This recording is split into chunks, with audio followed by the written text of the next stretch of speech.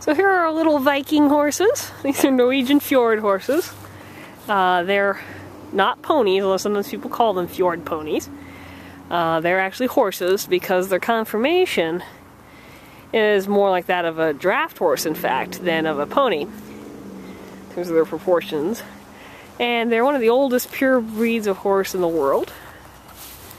They have been selectively bred for at least 2,000 years. Pretty much like this. Now Kai, who is the horse closest to us, he's on the right. He is what's called a brown dun fjord. There are Norwegian terms for this particular color. About 90% of fjord horses are this color. Come up here so you can get a look at him. Hi, Kai. They have what's called pangare, which is this mealy color on their nose and under their belly. You see that a lot on mules and donkeys as well. They have a dorsal stripe up there. These are all called primitive markings. This is what the original wild horses, their colors were, what you still see in Przewalski's horse, or however you pronounce that big P word.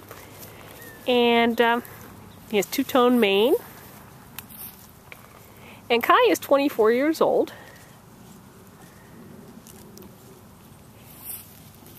And then this is Milli. 10% of fjords come in colors other than the brown dun. They come in what's called a gray dun, which is Milli's color, only like a darker steel gray. Milli, they also come in red dun. Milli is a white dun, which means she's almost white, mane and tail's almost white, and she has gray points. And there's also what's called a yellow dun, which is the rarest color of all fjords. Milli was born in Norway. She got imported to the United States at some point along the way.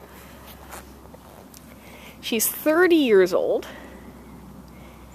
So she's a little lady.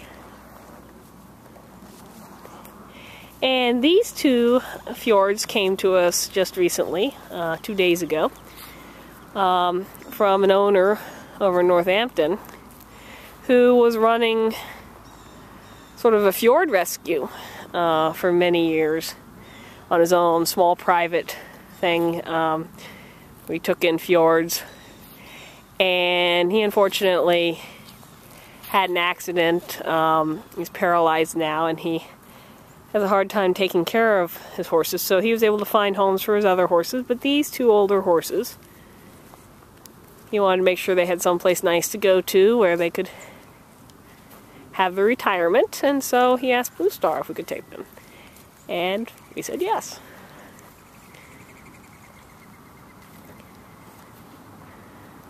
And Milli's still trying to figure this out. She's actually been really sad the past couple of days. She really obviously loved her home that she had before, and she's just a little confused as to why she doesn't live there anymore. She lived with them for almost 10 years.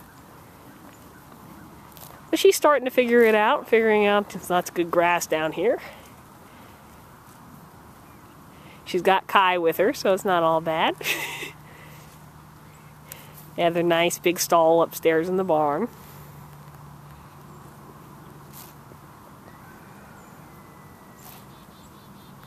So you're going to like it here, Milli. It's a good place to retire to. Lots of people do ask us, you know, are you guys just a sanctuary, or are all these horses for adoption, or what's the deal? What are your criteria?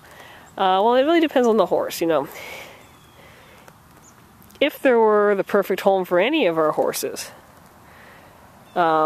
we would gladly adopt them out so that we could help more horses. Finding the perfect home is not always that easy, though.